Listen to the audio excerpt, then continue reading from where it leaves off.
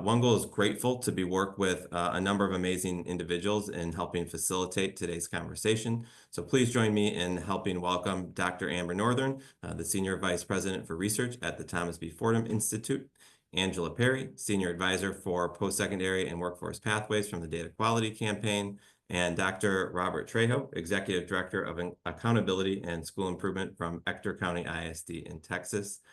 I'm very excited about the opportunity to learn from these brilliant folks who have generously agreed to share their time, their knowledge, their experience regarding how leading indicators and metrics help district and school leaders monitor and improve student progress towards post-secondary success. Before we kind of jump into the meat of our discussion today, I do want to spend some time just giving everybody a quick overview of OneGoal if you're new to our organization. And so if we can go to the next slide, I want to share our vision at OneGoal, which is that every student will have an equitable opportunity to achieve their greatest post-secondary aspirations. Throughout our tenure, we work with communities across the country primarily through two types of partnerships. First, our direct impact model, which is a daily class for high school juniors and seniors with an extra year of support during the first year of their transition to post-secondary education. Just like many of us in the call recognize that math, English, science, social studies need to be taught during the school day, we also believe that post-secondary planning is a critical subject that needs to be taught with equal attention and have teachers and staff that can be supported to deliver this knowledge. And second, our OneGoal Leadership Network, which provides expert coaching and a community of learning for school and district leaders. We help these leaders build and strengthen the systems and structures that lead to increased post-secondary outcomes and close equity gaps for students. This year, in our OneGoal Leadership Network, we'll reach over 80,007 students across the country. We work with over 270 school and district leaders through our leadership network in 7 diverse states. And so you can always learn more about OneGoal by visiting our website, which we'll put in the chat in just a moment. One of the things that is a really key part of our leadership network is student indicators, and helping leaders across the country monitor, track, and improve these indicators is a big part of our work. And we've learned a lot from our partners about the best practices that they put into place. And that's a lot of what informed our webinar and our scope today. And so we're going to start our webinar with an overview of the trends related to these indicators across the country that we've seen in our work with districts. Then we're going to have Amber talk a little bit about the research behind some of these indicators. Angela will then share some of her reflections on a particular type of indicator and system, as well as some of the challenges facing practitioners. And then Robert is going to share from his hat as a current district leader, a former school leader, discuss his strategies that his district has used to make improvements. And so just to talk a little bit about those trends over the last five years that we're seeing, we've seen a couple of things. First is that these indicators around college and career readiness are really growing in their popularity on publicly available state report cards. And second, as well as a part of accountability frameworks, specifically under the school quality and student success component that is a part of the ESSA accountability system. And at the same time, we're seeing a lot of interesting, radical at times, innovations in different states across the country to think about how to privilege college and career readiness indicators in a flexible way that meets district needs. Some states like Kentucky and Pennsylvania and Louisiana have really thought about these indicators and long-term outcomes and put them on their accountability frameworks. And finally, what we're seeing is just a growing body of research that is establishing the link between the success on these leading indicators and long-term outcomes like enrollment, persistence, and completion. And there's still a lot of additional research opportunities to help further establish growth benchmarks for these indicators to really help practitioners understand what is an annual, a standardized growth target that's ambitious and feasible and connected to their unique starting point. We'll also put in the chat momentarily a really great research report from the Education Strategy Group called Measurement for Mobility that talks about some of these national level trends around college and career readiness indicators. But we're going to take a look at 2 state examples that highlight some of these trends. So this is a snapshot of Georgia's College and Career Ready Performance Index that's publicly available on their state report card. And you can see the breadth of different indicators that they visualize for their communities across the state, connected to a lot of different type of indicators, as well as how they visualize comparisons to previous years to help practitioners, researchers understand the increases or decreases from one year to the next. And we just shared a link to their state report card and College and Readiness Performance Index, so you can see that. The other state that we wanted to briefly highlight is Pennsylvania. It's called their Future Ready PA Index. And so this includes data both on traditional metrics such as graduation rate, but also on a state-developed career standard benchmarks where local districts can choose from an exhaustive list of different activities and milestones in order to help students meet these benchmarks. And you can see the range of student performance on these different indicators, again, on their state report card site. And we'll put that link to that state website in the chat as well. This has taught us a couple of things as again, we've kind of scanned the landscape and worked with communities across the country. We work with both large urban districts, medium-sized districts, smaller rural districts. And so as a part of that, we've developed our organizing framework for these leading indicators called One Goal Students, the One Goal Student Success Indicators, which is built on and informed by a number of different organizational frameworks that we'll make sure to link at the conclusion of this presentation.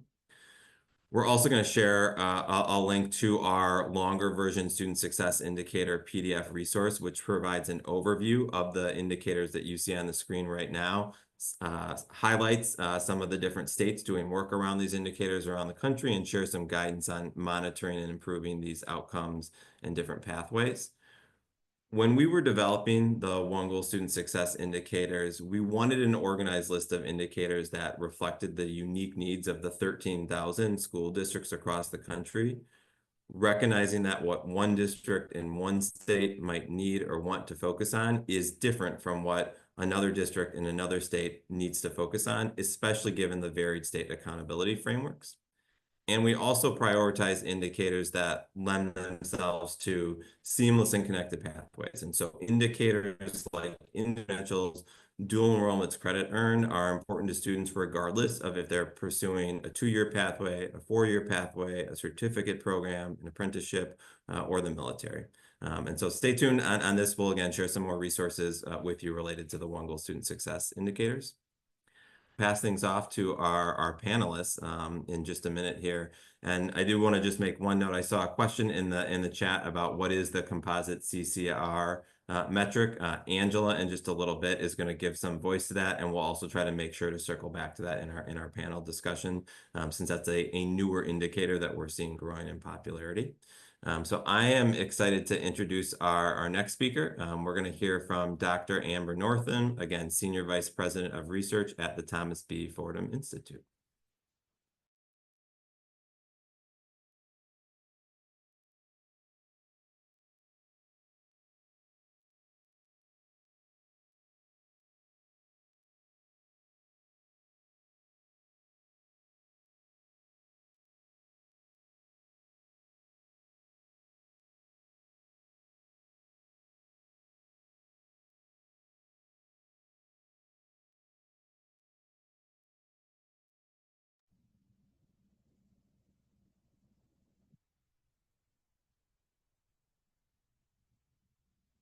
And I know we were having a few audio challenges with, oh, there's Amber. Amber, can we hear you? Seems like we're still having, okay, seems like we're still having some audio issues. We can skip ahead to Angela's part of the presentation, and we'll keep trying to get you plugged in and troubleshoot the audio issues. So we're going to instead start and kick things off with, again, Angela Perry, who is a senior advisor to the Data Quality Campaign and works on post-secondary and workforce pathways. Pass things off to our panelists in just a minute here. And I do want to just make one note. I saw a question in the chat about what is the composite CCR. Hi, y'all. So glad to join you today. As Andy said, my name is Angela Perry. I work on post-secondary and workforce pathways at the Data Quality Campaign. And per usual, I overdid it on the slides. I overachieved, so I have too many, and I'm going to try to move through them as quickly as possible. You know, when I need you to change the slide, I'm going to give you jazz hands so we can change the slide. DQC's theory of change is very centered in SLDS, or statewide longitudinal data systems. A SLDS is often called a P20W system because it encapsulates data from early education, K-12, post-secondary, and workforce. Ultimately, this allows data users to understand the impacts and outcomes of public policy changes, school and district decisions, as well as student choices on that student's educational pathway. This is a visualization we use. We call it Grace's Path to Success. And ultimately, what this shows you is that no student's pathway is a straight line. Data is needed at each of these transition points to help students and their families make educated decisions about what they want to accomplish, what are their goals, and what are the decisions that will best enable them and empower them to be successful on their pathways.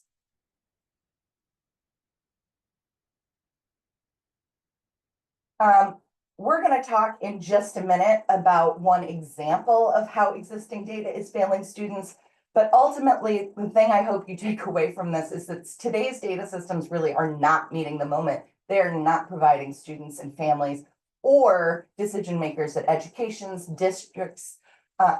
institutions, districts, or policymakers. None of those data users have the right information. Ultimately, DQC thinks that data should be used to facilitate successful transition. So I know that today we are very focused on that transition from high school into post-secondary education. What we're going to dive into is the data available to help students navigate that transition from high school into post-sec and the career. So DQC does an annual deep dive into school report cards. So states are mandated to produce annual school report cards with mandated data. The ESSA, or Every Student Succeeds Act, dictates a lot of the data that needs to be included in those report cards, as well as what data needs to be disaggregated. DQC took a deep dive into specifically what information these report cards were sharing on post-secondary pathways in our 2023 review. We took a deep dive into the college and career readiness indicators and really tried to understand whether states were providing the information that students really needed to make those informed decisions. And unsurprising to all of you, I'm sure, what we found is that those data were not available. There wasn't the kind of data connections that would allow a student to be able to connect the dots between taking an AP class or CTE or dual enrollment and being able to understand what that impact of those programs would be on their graduation rates, on their post-secondary acceptance rates, on their success in post-secondary or the workforce. In addition to this, further obfuscating all of this is that many states use composite indicators. So in addition to those career readiness indicators, college and career readiness indicators, which include things like AP score or AP classes, SAT, ACT scores, dual enrollment, participation in CTE programs, those indicators were then combined into a single statistic, what makes it even harder to try to pull out individual findings and to really understand the impact of those educational investments at the high school level and their outcome for students in the post-secondary and workforce spaces. Just making sure that I covered everything I need to. Yes. So we have heard from every level of stakeholder that the existing data does not meet the need. Oh, I think we need to go back. Oh, no, here we go. I'm so sorry. Lost track. Trying to move quickly. We've consistently heard across the board that existing data doesn't meet the moment, but there is a deep hunger for this data. In every state we've talked to, at every level, folks need access to this data. A lack of data about outcomes on programs and the complication of composite scores makes it really difficult for anyone, whether it be a student and a family, an educator, or a policymaker, to be able to understand that longitudinal impact. And that's why ultimately we think SLDS are so important. We can now move on to the last slide. This is a moment where there is a lot of uncertainty about data, especially at the federal level. And so state data becomes even more important. If we have sufficient state data on all of these college and career readiness metrics, if we were able to improve the quality of that data and to connect it longitudinally between high school and post-sec, as we would be able to do with an SLDS, we could come up with much better findings. We could provide much better guidance to support those transitions.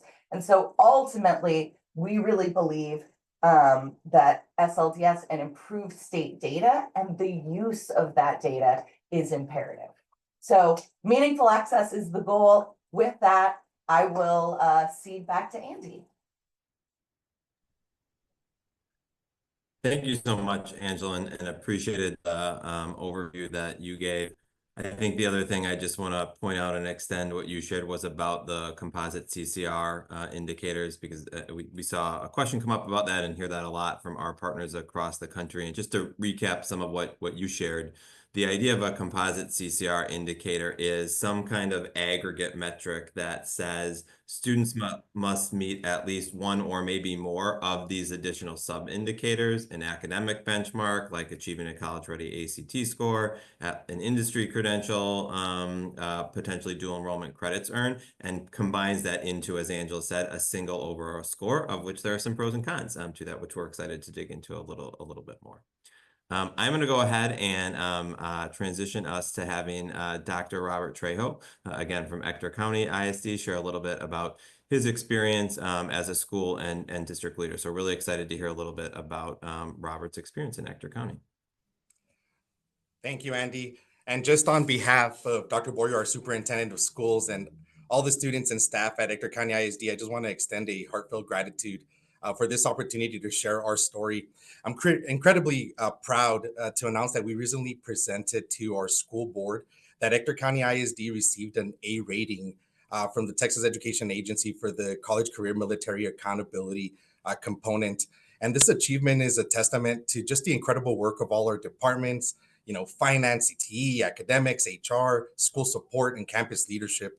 It's truly inspiring to just see the dedication and the passion of our team, coming together and achieving this milestone. I want to share a glimpse and a sliver of the work that goes into supporting and providing opportunities for students. And, I really appreciate Angela because it's a perfect segue. There's a call and a need. I really resonated with data systems are not meeting the moment. And so I want to share some insight and potential nuggets of what we're doing here in Ector County to combat that. And so my team, but that sliver that I want to talk about is we're known as the data team, but we oversee accountability and school improvement. And so we have this term in our department where it's called data mining. And so whatever key performance indicator or whatever metric piece of data we're looking at, we go on a data mine. How is that being collected? How is that being reported back to the state? Down to the granular level of the student experience leading up to that data element that gets reported, and what are the things that transcribe along the way, all the way to the submission of that data. And so that in essence, that data mining and understanding that process leads us to understand different branches of this data and potential glimpses of, hey, we have opportunities here to improve our system and the student experience, to just produce better outcomes and opportunities for our kids. And so that organic piece of data mining couples with data validation. It's very important that the key performance indicators or whatever data element we're looking at is accurate and reliable. And so that's that first piece that my department oversees. The next piece is creating awareness. If you could just go back to that slide, I'm still on that second bullet. Yeah, that stakeholder awareness, right? Are we talking the same language? And what does this data piece really mean? And so we've engaged in work where we're actually going out to the campuses, talking to administrators, campus personnel, CTE teachers to know and let them know, hey, these are the metrics that we're going to be looking at, what they mean, and how do we engage in a conversation to improve those systems and then ultimately the student engagement and experience with that. And then the biggest thing, and to answer Angela's call, the early warning systems, we've engaged with 3 different companies to develop early warning systems for key performance indicators that we've identified not only play a role in that CCMR accountability rating for the state of Texas, but also internal, so that we know these are indicators that we should be measuring, monitoring, and they might play a sub-level role within the accountability system. And so very proud to say that some of that work is very organic. It doesn't exist. And so we needed to create that so that we could give the tools to the principals, the campus leaders, and district personnel, the tools that they needed to just monitor all of those pieces. And I hope that the conversation leads, and I'll talk a little bit more about those systems that are very organic and the companies that we engage with some of that work. Needless to say that, of course, there's always manpower behind that, and it's a huge body of work. And I alluded to some of those departments that contribute to that work earlier today. On the next slide, some of the pieces that it has, branched off to, like just data mining and data validation and going out on creating data literacy awareness within our campus leadership, and then ultimately developing our own organic internal systems. We've increased our college partnerships. We knew that was a barrier, and I'm glad to say, the latest partner that we're engaging with is Texas Tech University, a university that's very popular with our students here in Ector County ISD for automatic admission, and that's in the works right now. But we have other universities that we partner, removing that barrier of actually having to complete a college application, pay for the fees. If they qualify, they're automatically in, and we could move to the next step in the process. And so just increasing our college partnerships, increasing our dual credit course enrollment, and also the completion rates. It's not just about getting the kids there, but looking at the academics and the supports that we have in place for those students. And we've seen a big jump in our dual credit enrollment and completion rates. We've engaged in work with Princeton Review to support our SAT, ACT performance. That's actually new this year. And again, this stems from looking at that data mining, looking at what are some of the pieces, that we could adjust and oil up and gear up so that we could then provide more opportunities for kids. And that's new this year. It's a big undertaking in conjunction with our curriculum and instruction department, training for teachers, and then creating a 5-year strategic plan starting from the 8th grade level all the way to senior level, increasing our CTE certification opportunities for students, and a new CTE high school that we're looking at with local job analysis. And I combine those last 3 because it's really looking at this holistically. How can we look at the data from our workforce solutions partners in the area? What are the trends? How is the market looking like for Odessa, Texas? And then really aligning the academics, the experiences, the opportunities for those kids to get the right certifications to then turn around and enter the workforce ready. And so just a lot of exciting work happening here in Ector County ISD with a lot of stakeholders buying in, and just the data showing that we're trending in the right direction, and that milestone that we hit as I started off, it's just a big celebration moment for all that work and all our students here at Ector County ISD. Really appreciate that overview, Robert. I'm going to put you on the spot with a question we got in the chat, and then we'll see if we can get Amber here to run through some of her slides and research around these indicators. The question in the chat was just about how it can be a challenge for families to understand the language of indicators. And I think about this a lot on a spectrum. It's one thing for the state accountability team to understand how that metric is calculated and what it means. District leaders, school leaders, counselors are somewhere in the middle. And that does not mean that our families and students, for that matter, understand what this data means, where it comes from, and how they're doing. And so I'm wondering if you can speak a little bit to how you and the ECIS team have navigated that. Absolutely, Andy. And as a matter of fact, let me extend it it's even sometimes difficult for our own administrators to understand the complexities of the accountability system. Just this morning, I got off of one of those data tours that I was mentioning. And, I literally said, this one sentence, I basically gave you a high level overview of 20 pages in the accountability manual, right? We know that there's intricacies and nuances within the accountability system that obviously I didn't go into full detail, but it's about capturing that essence, and that transcribes over to some of the work that we're engaging with as far as creating that parental awareness. We're selling it as it's an opportunity for kids, right? So what is it that they want to do? Do they want to pursue X, Y, Z? Is it a career? Is it college? And then we tailor back through effective advising that pathway. So that's how we sell it. It's what is it that your son or daughter wants to do? We get a goal, we analyze that dream, so to speak, and then we backwards design an effective advising career academic plan for them, and we engage them in the courses and point them in the right direction. And so it's a lot of work, and it's individualized work, but it's providing the essence of it's organic for your own son or daughter. Appreciate you sharing that, Robert. We're gonna try with Amber here momentarily, and hopefully we'll be able to get her audio to come through, and we'll pull her slides up. So Amber, are you able to hear us? I can hear you. The question is, can you hear me? We can hear you just fine. All right. The question is, can you see me, or am I just going to be like a ghost behind the curtain? We can see you. All right. Okay. Well, I can't see everybody, but my goodness, I am so sorry. I've been like frantically, I mean, hopefully nobody's ever gone through this but me, been frantically trying to troubleshoot over here, but you guys have remained calm through the whole thing. Like we haven't had any issues. So I'm going to just launch in calmly. No, I've got 5 minutes and we're on the right slide here. So let me talk research about college indicators. This first one here, I'm just going to quickly go through, what we do know about what predicts college readiness and college success. First and foremost is high school GPA. It's repeatedly been found to be one of the strongest predictors of college success.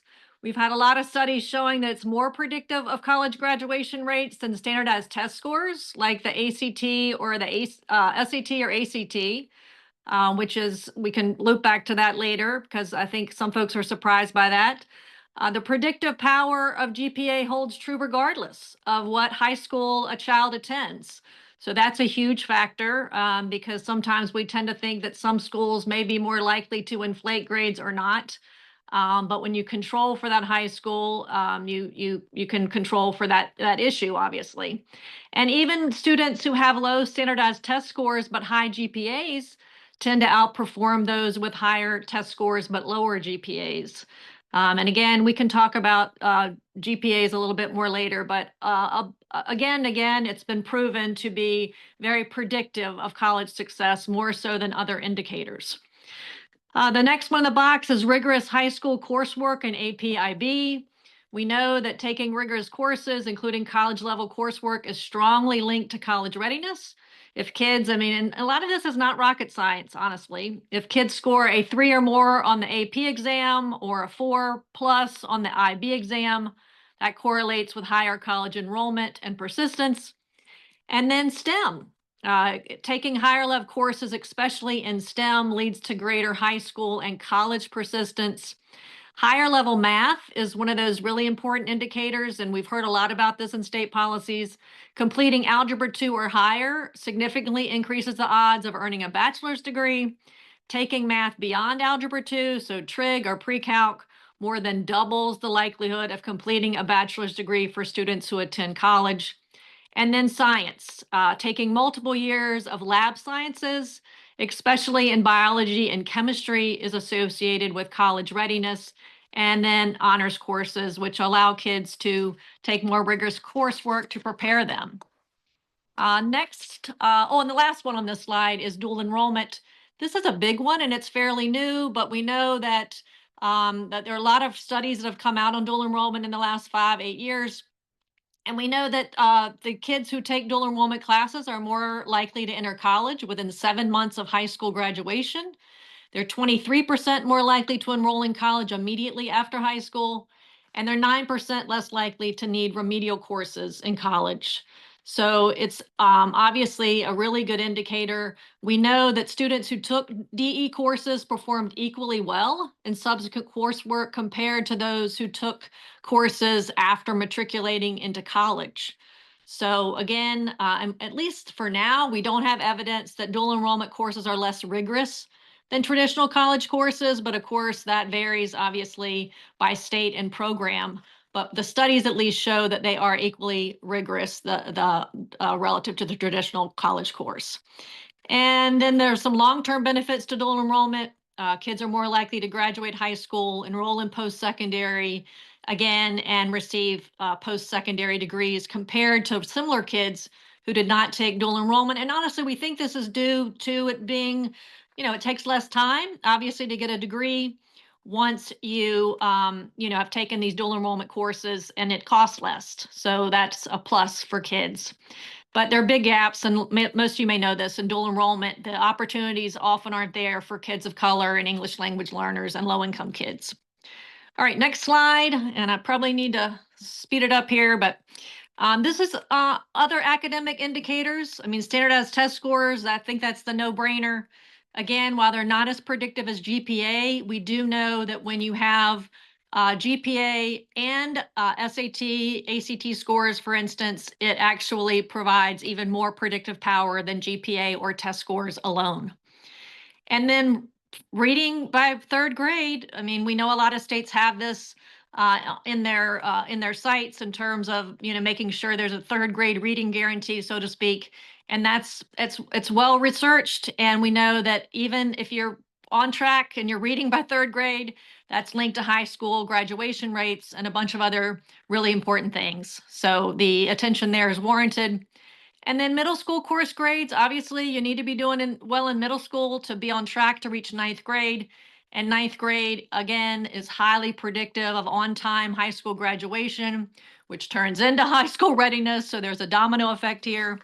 I'm a former high school teacher. I know how important ninth grade year is. It's make or break, because ninth graders in general have the lowest grade point average. They have the most missed classes. They have the highest number of failing grades among all the high school levels. So support at the ninth grade year is essential. And then the FAFSA, we know that if you can get one step closer to college entrance, that's going to help kids, especially low-income kids, if you can help them get over the FAFSA hurdle. Next slide. And I'll go through these fairly quickly. These are non-academic factors. So kids who are involved in extracurricular activities, we know that helps them to increase their chances, honestly, of securing admission. Advisors, college entrance folk like to see that extracurricular participation. We know that middle school attendance and behavior, that's another big one. We need to start looking at behavior in middle school to make sure that kids, are not misbehaving and it's not going to lead to suspensions and so on. And mentoring. We know that peer mentors, there's some studies that have shown that when they support low-income kids transition to college, that's hugely helpful. And also when you have a program where your high school counselors or similar folks are helping kids to do college matching. So help them to identify a suitable college match for them based on how they've been doing, and financial aid and counseling. And also just partnering with local organizations to give kids internships and summer programs. So I put all that under the umbrella of mentoring, because all of these support services help kids, especially those who are first-time college goers and their family. And then we've got social emotional skills. This is harder to measure, but we do know that a sense of belonging and relationship skills are also correlated with succeeding in college, as well as nudges, the last one on the slide. And that's basically, they take a lot of forms, but it's like an informational nudge. So for instance, if you score high enough on the SAT, for instance, the College Board will give you a little notice that says, hey, did you know that your score qualifies you to attend universities like X, Y, and Z? And kids often didn't realize that they were scoring high enough to get into those colleges. So that really helps to nudge them, as does informational nudges to parents earlier on, where they say, you know, your kids missed X number of days of school. We just want to make sure that everything's okay. And those informational nudges can enhance attendance and thereby have a trickle down effect on other positive indicators. And then finally, the last slide here is just talking about effective indicator systems as a whole. I think my remarks have kind of led to this. There's no one right mix. People ask me that quite a bit.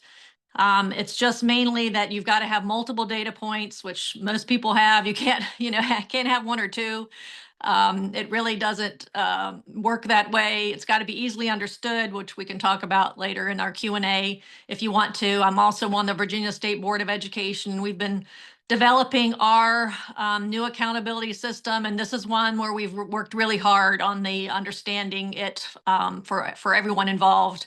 Actionable information, so folks can know, okay, I need to work on this indicator or that indicator to get up to this, benchmark I'm aiming for. And then validated in specific context of the school and district. And by that, I mean that, some indicators are more relevant to districts and schools than others. There are challenges that could be unique to a particular jurisdiction. So it may make more sense for them to have an indicator in there that somebody, another district or school, it might not make sense. So that's what I've got. Finally, glad I was able to share that.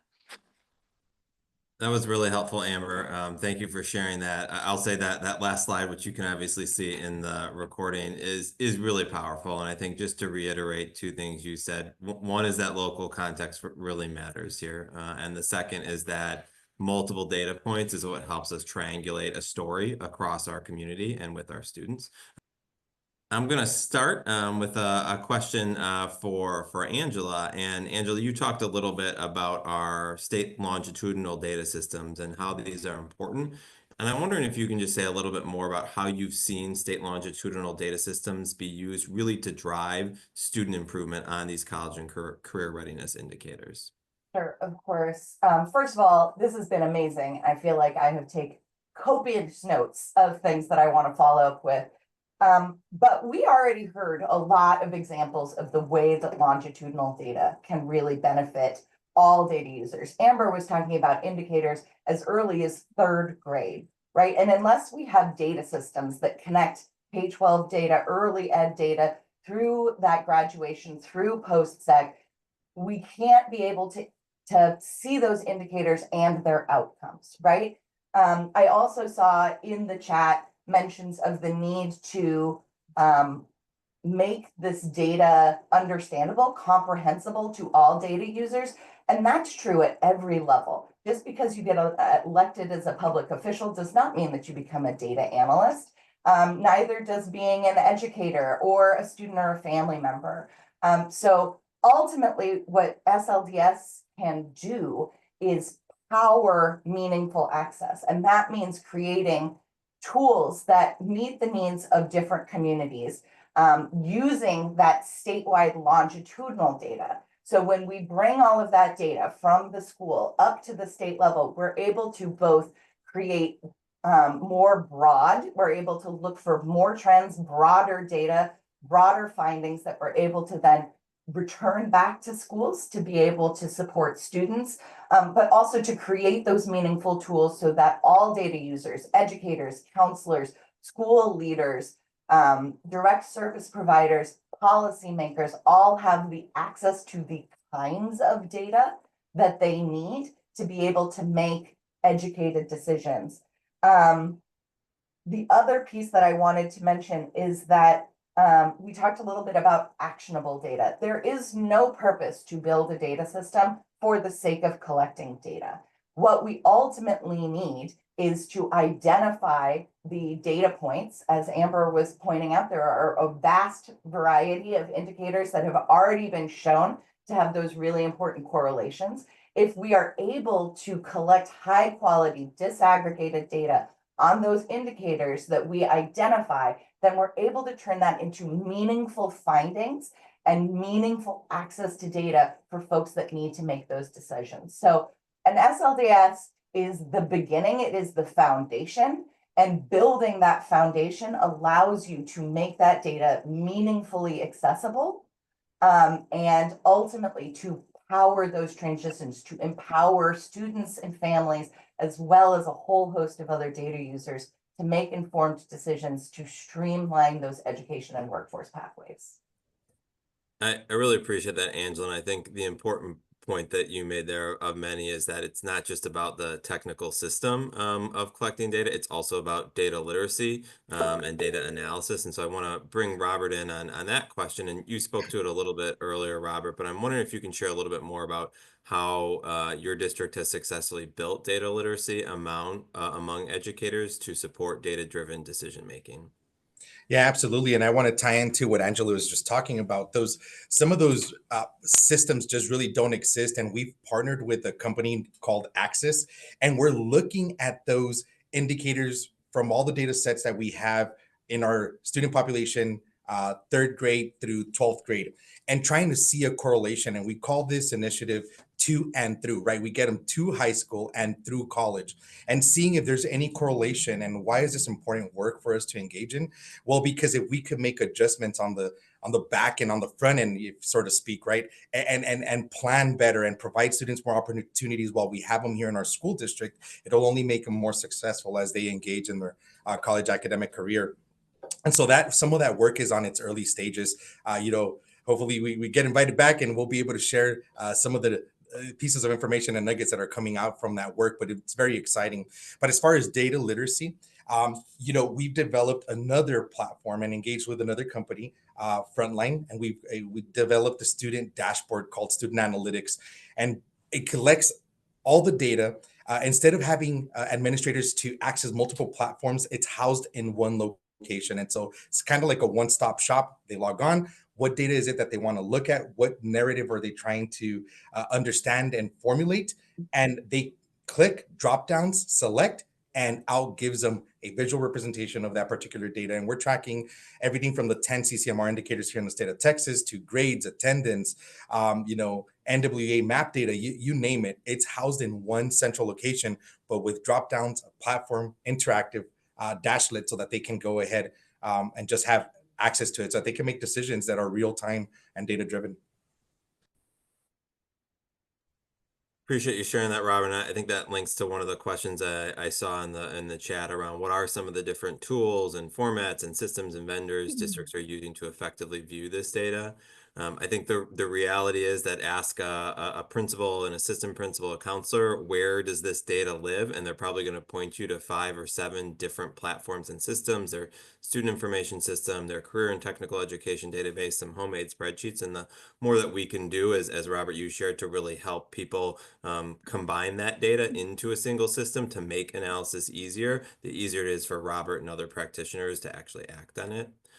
And I want to turn to something that you talked about a little bit earlier about the Virginia Accountability Framework and its relationship to composite CCR indicators. I know there's a new one of those in Virginia. Ohio has one. Illinois, where I am, has a composite CCR indicator. And so I'm wondering if you can just share a little bit about your experience in composite indicators and some of the key factors that districts and states should consider when designing and implementing these types of indicators. Sure. So I would say the first one is make sure that districts can calculate it themselves. Because if they think it's like some, behind the scenes kind of magical, ununderstood process, you're going to lose buy-in immediately. And so we've spent a lot of time in Virginia actually having just a ton of open office appointment times where districts can talk to our department staff and literally ask all the questions they want because the system will be implemented this upcoming year. We've taken their existing data and modeled what they would sort of get, under the new system, and shown them how to do it themselves, because that's key. Because again, they need to be able to say, okay, here's how we're performing on each indicator. We're gathering this. This is the information we gave to the state. And so, and I think what we're seeing is once we have those sessions with district folk and they understand how these calculations are derived, and it's simple math. It's not anything complicated. It's it's this indicator's 10%, this indicator's 15, it all adds up to 100. And they can, they know how much each is weighted, and they can do some simple multiplication and get where they need to get. So that's one in terms of transparency and ease of use and ease of understanding is one thing I would say. And the other thing is just to make sure that the pieces are all doable, frankly. I mean, right now we've got military readiness, and we want ASVAB scores to count as part of military readiness. And that's not easy to get across all districts. So I know that the DoD, for instance, is working to help on this nationally. So you just have to, you may come up with some indicators that sound great, but just aren't feasible. And maybe you've got to wait on that indicator and just say, okay, this is coming on board in 2 more years or whatnot. And then the last thing I'll just touch on is just, there's sometimes when nuance is necessary. I'm all in simplicity about simplicity and transparency, as I just shared. But IRC's industry recognized credentials is one area where we can see states try to game it. So in other words, you get the same credit for any child who gets an IRC, but we see that a lot of states have IRCs in Microsoft Office and OSHA readiness, workplace readiness, which is fine as it goes. Like, I'm not saying those things aren't important, but they're not necessarily tied to high demand, high wage jobs. So in Virginia, we actually are waiting different IRCs, count more if they're tied to our high demand, high wage industries as articulated by our Department of Workforce and those other agencies in Virginia. So we do have some nuance there, but I think districts can understand. You go here, you can see which ones are weighted more or less. Really appreciate you sharing that, Amber. We'll do a lightning round with Robert and Angela to kind of close us out. But just in closing, starting with Angela, just any advice that you have for practitioners and leaders about how to really authentically use college and career readiness indicators to help inform students' post-secondary pathways? Absolutely. So Robert mentioned this earlier, work backwards, right? Determine what your goals are and then work backwards to build the systems and collect the data that meets those goals.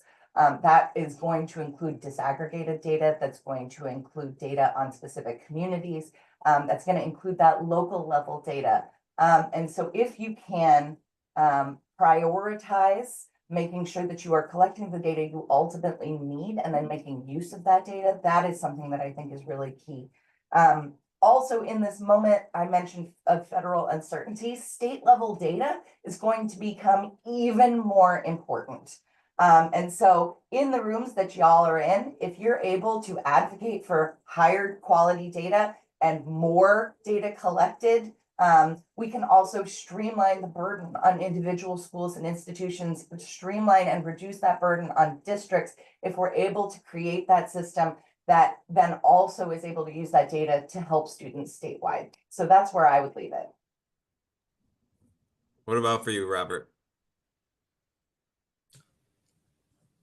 Yeah, just, the data culture, it's huge, and at first when you start, whether tracking key performance indicators or looking at work that you want to engage in, if the data isn't looking very good, don't get discouraged. It takes years and a lot of people at the table to have that conversation, and just keep the students in mind, knowing that in years to come, the data is going to start trending in a new direction, and we're going to provide more opportunities for students. I think if you anchor on those two things, then you're in the right mindset, and the opportunities are endless for kids.